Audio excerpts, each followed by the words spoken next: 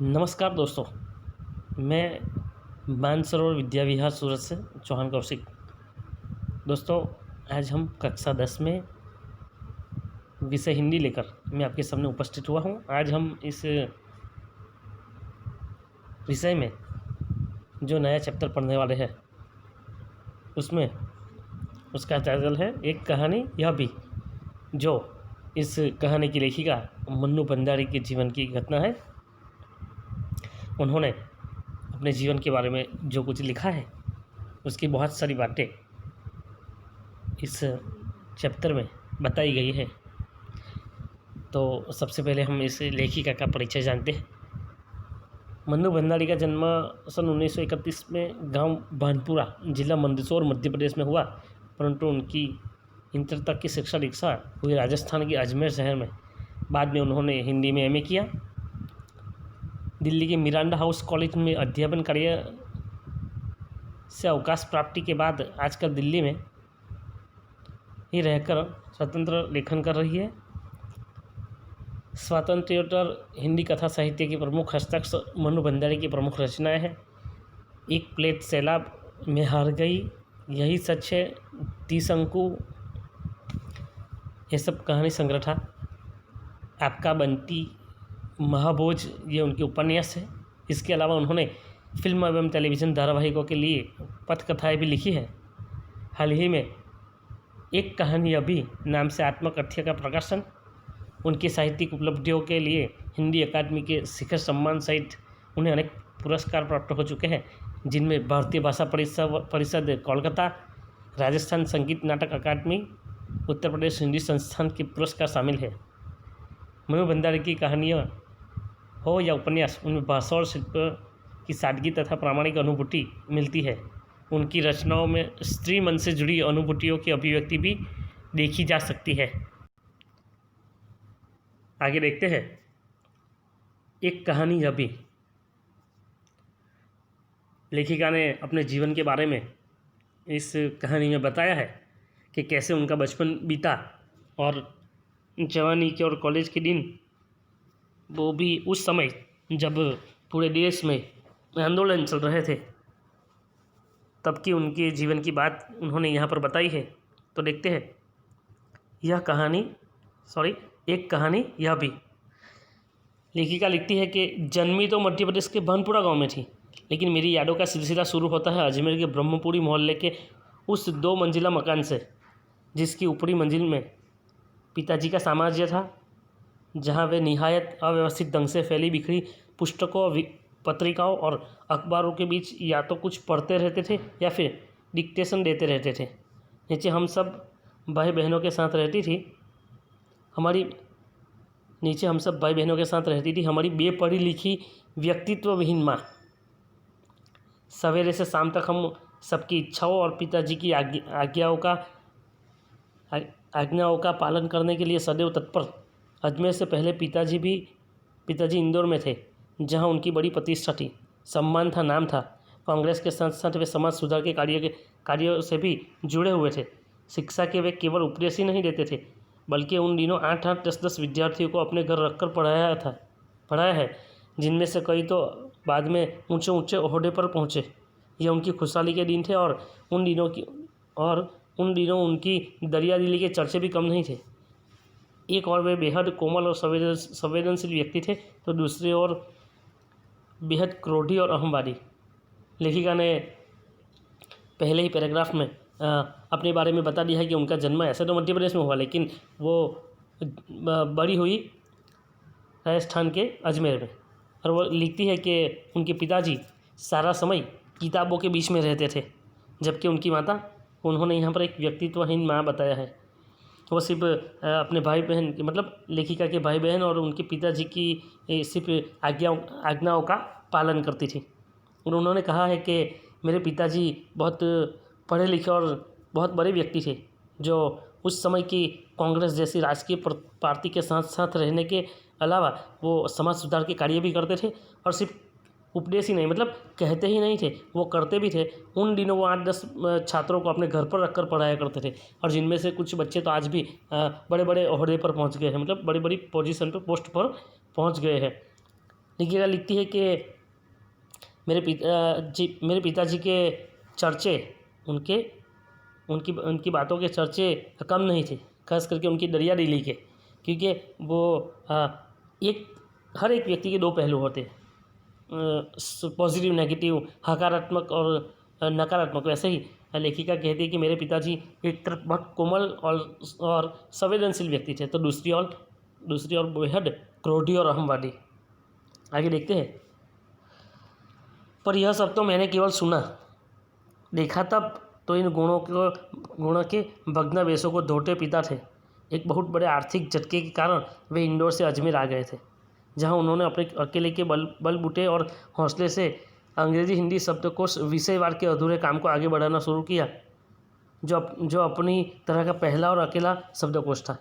लेखिका कहते हैं कि ये सब तो मैंने सुना था, लेकिन मैंने देखा ये कि वो बहुत सारी जिम्मेदारियों को लेकर चलते थे, और एक बार उनको बहुत बड़ा आर्थिक झटका लगा। मतलब उनकी जो पैसों से जुड़ी हुई बात थी, उनमें उनको बहुत नुकसान हुआ, और यहाँ तक कि उन्होंने अकेले अपने बल पर हिंदी और अंग्रेजी का एक शब्दकोश भी तैयार किया था। आगे लेखिका लिखती है कि उनके अधूरे काम को आगे बढ़ाना शुरू किया, जो अपनी तरह का पहला और अकेला शब्दकोश था। इसने उन्हें यश और प्रतिष्ठा तो बहुत दी, पर अर्थ नहीं, और शायद गिरती आर्थिक स्थिति से न ही उनके व्यक्तित्व के सारे सकारात्मक पहलुओं को निचोड़ना शुरू कर दिया। लेखिका कहती है कि मेरे पिताजी ने ये पहला शब्दकोश तो लिखा, और उनसे उनका नाम भी बहुत बड़ा हुआ और उनकी प्रतिष्ठा भी बढ़ी, लेकिन जो सच में जिसकी ज़रूरत थी, मतलब पैसों की, वो उनकी आर्थिक स्थिति वो सुधरी नहीं थी, मतलब उनकी आर्थिक स्थिति अच्छी नहीं थी। आगे लिखती है कि जब उनकी आर्थिक स्थिति बिगड़ी तो उनके व्यक्तित्व और सारे सकारात्मक पहलुओं को निचोड़ना शुरू कर दिया। व्यक्ति जब आर्थिक रूप से स्टेबल ना हो, स्थिर ना हो, मजबूत ना हो, तो बाकी सब बातें फीकी पड़ना शुरू हो जाती हैं।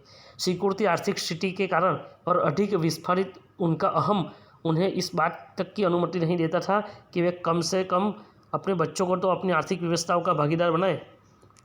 लेखिका कहती है कि हमारे पिताजी इतने अहमवादी थे कि वो हर एक बात में खुद ही फैसला करते थे। वो और आर्थिक स्थितियों में इतनी विवश थे कि अपनी आर्थिक स्थिति में अपने बच्चों को भी भागीदार नहीं बनाते थे। नवाबी आदतें मतलब राजा महाराजा के ज़माने में जो नवाब होते थे, उनकी जैसे वो बड़ी महंगी आदत थी, वैसे इनकी आदत थी। अधूरी महत्वाकांक्षाएँ थी, लेकिन कैसी थी? अधूरी। ऐसी कुछ बड़ी बड़ी इच्छाएँ जो अभी तक पूरी नहीं होती। हमारा शीर्ष पर रहने के बाद हाशिए पर सरकते चले जाने की यातना क्रोध बनकर हमेशा माँ को कंपाती और थरथराती रहती थी। लेखिका लिखती है कि हमारी शीर्ष पर मतलब एकदम ऊपर रहने के बाद तुरंत हाशिए में चले जाना, मतलब एकदम साइड हो जाना, यह बात उनके पिताजी को बहुत परेशान करती थी, और इनका क्रोध उनकी माताजी पर उतरता था। अपनों के हाथों विश्वासघात की जाने कैसी गहरी चोटें होगी वे जिन्होंने आंखें मूंदकर सबका विश्वास करने वाले पिता को बाद के दिनों में इतना शक्की बना दिया था कि जब तब हम लोग भी उसकी चपेट में आते रहते थे। लेखिका लिखती है कि पहले में हमारे पिताजी के कुछ अपने कहने वाले लोगों ने ही जो विश्वासघात किया था, उनकी चोट उनको ऐसी लगी थी कि वो आजकल हमारी बातों पर भी विश्वास नहीं करते और हर बातों को शक की निगाह से देखते थे।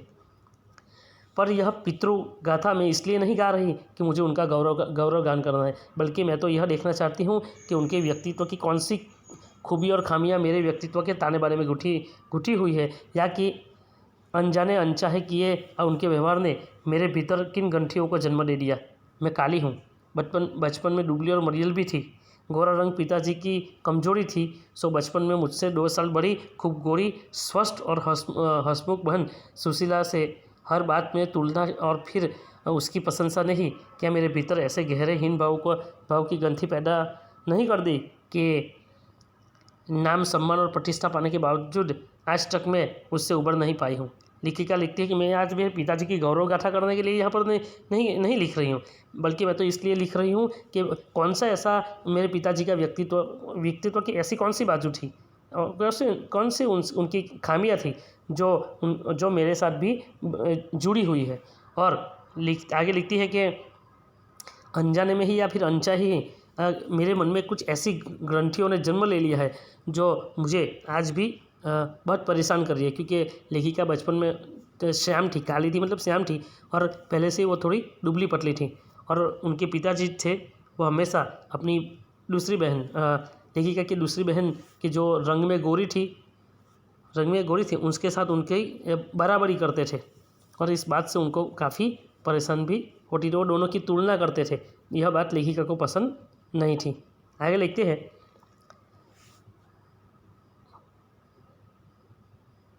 तो नाम, सम्मान और प्रतिष्ठा पाने के बावजूद आज तक मैं उससे उबर नहीं पाई। लेखिका कहती है कि अब मेरा एक बड़ा नाम हो गया है, मुझे सम्मान मिलता है, मेरी बहुत बड़ी प्रतिष्ठा है, फिर भी वो बचपन वाली बात मुझे आज भी याद है। उस बात से मैं उबर कर बाहर नहीं आ पाई हूँ।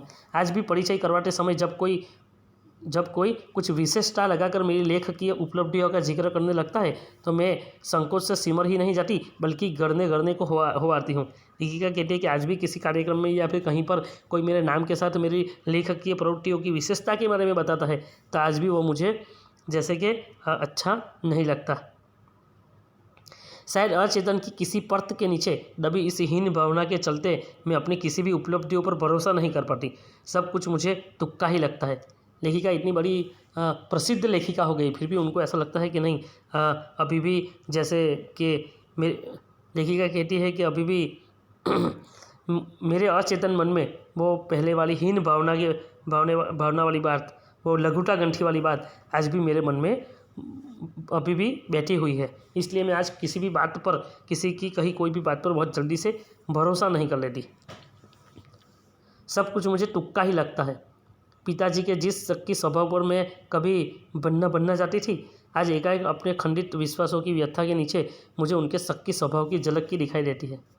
बहुत अपनों के हाथों विश्वासघात की गहरी व्यथा से उपजा शक होश संभालने के बाद से ही जिन पिताजी से किसी न किसी बात पर हमेशा मेरी टक्कर ही चली रहती, वे तो न जाने कि कितने रूपों में मुझमें, कहीं कुंठाओं के रूप में, कहीं प्रतिक्रिया के रूप में, तो कहीं प्रतिछाया के रूप में, केवल बाहरी भिन्नता के आधार पर ही अपनी परंपरा और पीढ़ियों को नकारने वालों को क्या सचमुच इस बात का बिल्कुल एहसास नहीं होता कि उनका आसन अतीत किस कदर उनके भीतर जड़ जमाए बैठा रहता है। समय का प्रवाह भले ही हमें दूसरी दिशाओं में बहा कर ले जाए, स्थितियों का बदलाव भले ही हमारा रूप बदल दे, हमें पूरी तरह उससे मुक्त तो नहीं ही कर सकता। लेखिका कह रही कि हमेशा से मेरे पिताजी मेरी तुलना करते थे, लेकिन वो मेरे बाह्य गुणों को लेकर करते थे। और दूसरी बात कि ज़माना या फिर परिस्थिति हमें किसी भी और ले जाए, लेकिन हमारे मन में जो भाव रहता है, हमारे मन में जो लघुता गंठी है, वो हमेशा के लिए रह जाती है। उससे हम कभी भी मुक्त नहीं रह सकते, मतलब अलग नहीं रह सकते। पिता के ठीक विपरीत थी हमारी बेपढ़ी लिखी माँ। यहाँ तक की जो बात थी वो लेखिका मनु भंडारी के पिताजी की बात थी। अब वो अपनी माता के बारे में लिख रही है कि वो पिताजी से बिल्कुल विपरीत थी, मतलब भिन्न थी।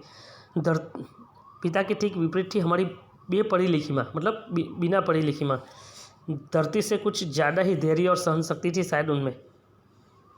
पिताजी की हर जाति को अपना प्राप्य और बच्चों की हर उचित अनुचित फरमाइश और जिद को अपना फ़र्ज समझकर बड़े सहज भाव से स्वीकार करती थी वे। लेखिका लिख रही है, मेरी माँ हमेशा से मेरे पिताजी की हर बात को स्वीकार कर ली थी और वो हमारी भी हर फरमाइश को पूरा करती थी। उन्होंने ज़िंदगी भर अपने लिए कुछ मांगा नहीं, चाहा नहीं, केवल दिया ही दिया। हम भाई बहनों का सारा लगाव माँ के साथ था, लेकिन निहायत असहाय मजबूरी में लिपटा उनका यह त्याग कभी मेरा आदर्श नहीं बन सका। न उनका त्याग, न उनकी सहिष्णुता। खैर जो भी हो, अब यह पैतृक पुराण यहीं समाप्त कर अपने पर लौटती हूँ। लेखिका कहती है कि हमारी माँ हमारे साथ बहुत अच्छे से रहती थी, लेकिन कभी भी वो हमारे लिए सहानुभूति हमें उनकी तरफ नहीं आकर्षित कर सकी। और यहाँ पर मैं अपनी जो पितृपुराण और मातृपुराण है उसे ख़त्म करती हूँ और अपनी बात पर आ जाती हूँ। अब लेखिका अपने जीवन के बारे में बताती है। 5 भाई बहनों में लेखिका सबसे छोटी है। सबसे बड़ी बहन की शादी के समय मैं शायद 7 साल की थी और उसकी एक धुंधली सी याद ही मेरे मन में है।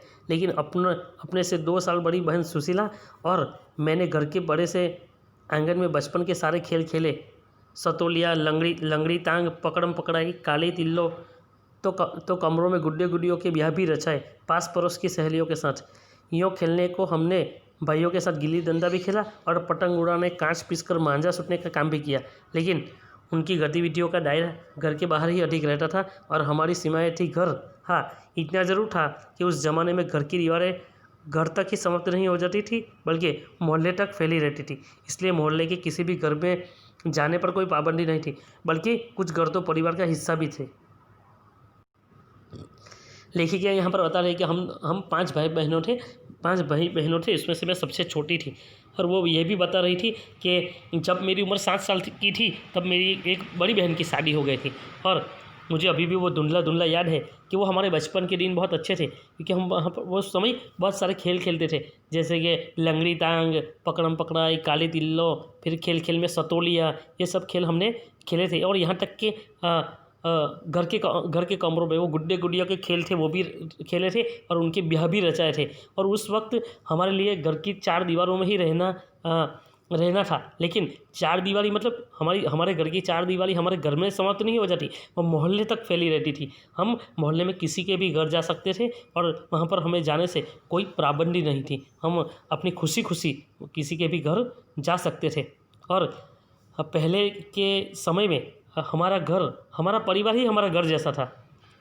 आगे लिखते हैं कि आगे वो लिखती है कि किसी भी घर जाने की पाबंदी नहीं थी। आज तो मुझे बड़ी शिद्दत के साथ यह महसूस होता है कि अपनी ज़िंदगी खुद जीने की इस आधुनिक दबाव ने महानगर के फ्लैट में रहने वालों को हमारे इस परंपरागत पड़ोस कल्चर से विच्छिन्न करके हमें कितना संकुचित, असहाय और असुरक्षित बना दिया है। लेखिका कहती है कि आज की ये महानगर मतलब बड़े बड़े शहरों में लोग फ्लैटों में रहते हैं, सोसाइटियों में रहते हैं और रो हाउस में रहते हैं। वहाँ पर परिस्थिति क्या है, एक परिवार में एक घर में रहने वाला व्यक्ति अपने पड़ोसी को नहीं पहचानता।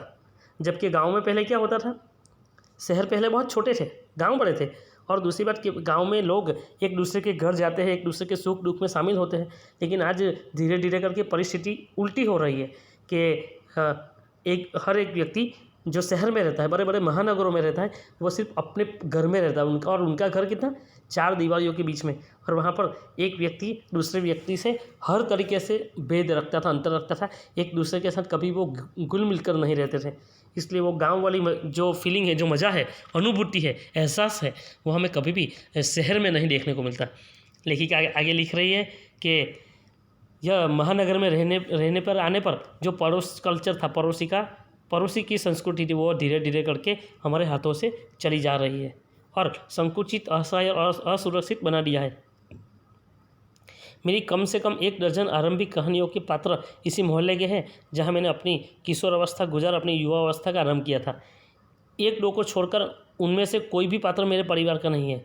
बस उनको देखते सुनते उनके बीच से ही मैं बड़ी हुई थी, लेकिन उनकी छाप मेरे मन पर कितनी गहरी थी, इस बात का एहसास तो मुझे कहानियाँ लिखते समय हुआ। लेखिका लिखती है कि मेरी जो कुछ भी कहानियाँ हैं उसमें से 1-2 को छोड़कर एक भी पात्र मेरे घर का नहीं है, सब मोहल्ले के और गांव के हैं। और मुझे आज ये एहसास होता है कि वो समय भी कितना अच्छा था। इतने वर्षों के अंतराल ने भी उनकी भावभंगिमा भाषा किसी को भी धुंधला नहीं किया था और बिना किसी विशेष प्रयास के बड़े सहज भाव से वे उतरते चले गए थे।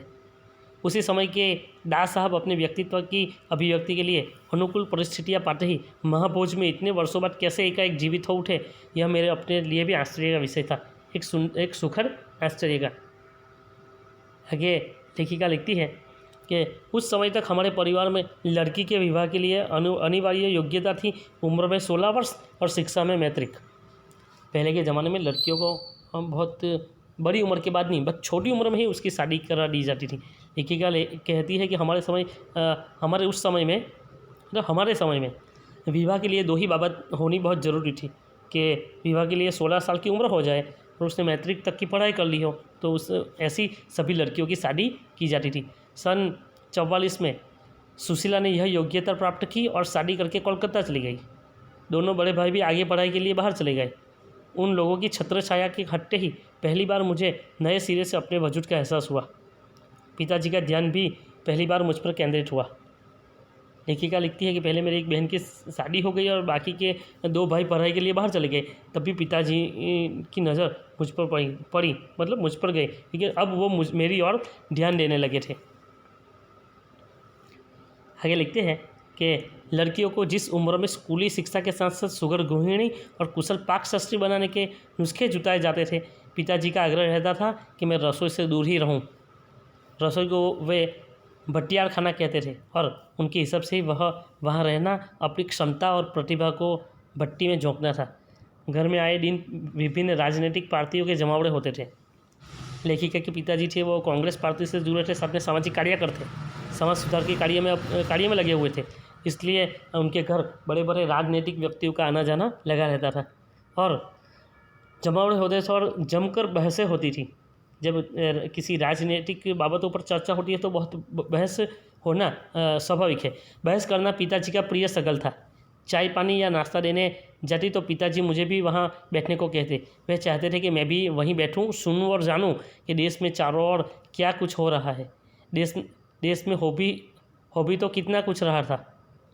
सन 42 के आंदोलन के बाद से तो सारा देश जैसे खोल रहा था, लेकिन विभिन्न राजनीतिक पार्टियों की नीतियाँ, उनके आपसी विरोध या मतभेदों की तो मुझे दूर दूर तक कुछ समझ में नहीं आ रहा था। क्रांतिकारियों और देशभक्त शहीदों के रोमानी आकर्षण, उनकी कुर्बानियों से जरूर मन आक्रांत करता था। लेखिका कह रही थी मेरे पिताजी मुझे वहाँ पर बिठाते तो मुझे कहते थे कि बात सुनना बेटा। तो मुझे ऐसा लग रहा था कि माहौल ऐसा था।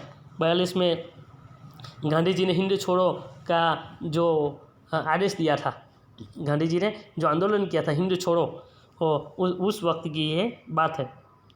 लेखिका कहती है कि उस समय हमारे देश में बहुत सारी जो राजकीय पार्टी थी, उन लोगों के अंदर जो सब लोगों के जो मतभेद थे वो उसको लेकर मैं कुछ समझ नहीं रही थी, लेकिन घर में होती हुई बातों को सुनकर इतना समझ गई थी कि ये जो हम लोग आज़ादी के लिए लड़ रहे हैं, उसमें भी जो लोग आपसी बहस में जुड़े हुए हैं उससे बात बिगड़ रही है।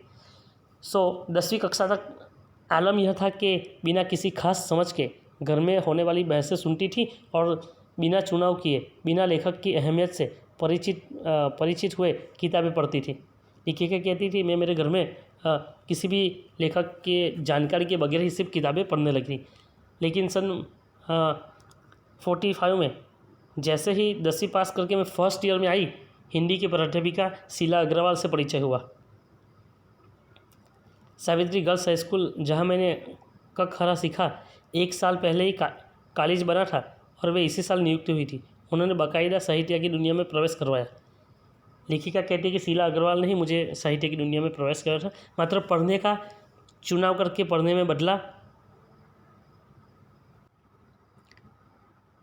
लेखिका कहती है कि मात्र पढ़ने को चुनाव करके पढ़ने में बदला, खुद चुन कर किताबें दी, पढ़ी हुई किताबों पर बहसें की, तो 2 साल बीते न बीते साहित्य की दुनिया शरद प्रेमचंद से बढ़कर जैनेन्द्र, अग्नेय जी, यशपाल, भगवती चरण वर्मा तक फैल गई और फिर तो फैलती ही चली गई।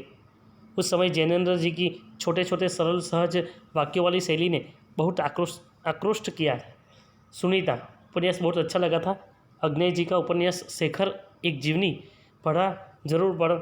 उस समय वह मेरी समझ के सीमित दायरे में समा नहीं पाता था। कुछ सालों बाद नदी के द्वीप पढ़ा तो उसने मन को इस कदर बांधा कि उसी जोक में शेखर को फिर से पड़ गई। इस बार कुछ समझ के साथ यह शायद मूल्यों के मंथन का युग था। पाप पुण्य, नैतिक अनैतिक, सही गलत की बनी बनाई धारणाओं के आगे प्रश्न चिन्ह ही नहीं लग रहे थे, उन्हें ध्वस्त भी किया जा रहा था। इसी संदर्भ में जैनेन्द्र का त्यागपत्र, भगवती बाबू का चित्रलेखा पढ़ा और शीला अग्रवाल के साथ लंबी लंबी बहसें करते हुए उस उम्र में जितना समझ सकती थी समझ लिया। लेखिका कह रही थी कि पहले तो मैंने पढ़ना शुरू किया ऐसे ही, ना तो मैं किसी लेखक को जानती थी ना किसी साहित्यकार को, बस सिर्फ पढ़ती गई। तब जाकर मैं जब शीला अग्रवाल से मिली तब और उन्होंने मुझे जो अपनी पढ़ी हुई कुछ किताबें दी और उस किताबों को पढ़ने के बाद मैंने उनसे ही बहस की, तब मुझे पता चला कि ओहो इतनी सारी बातें साहित्य जीवन में होती है। और वो कहती है कि प्रेमचंद से लेकर अग्नेय जी और साथ में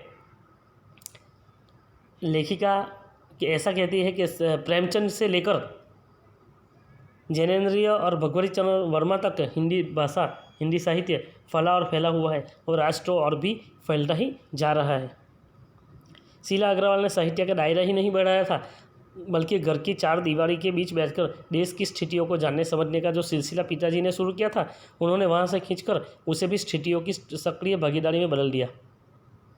लेकिन कहते हैं कि शीला अग्रवाल ने सिर्फ साहित्य का दायरा ही नहीं बढ़ाया, वो घर की चार दीवारों से बाहर निकलकर पिताजी से जो जुड़ी हुई बातें थी वहाँ तक मुझे पहुँचा दिया और वहाँ पर सक्रिय भी बना दिया।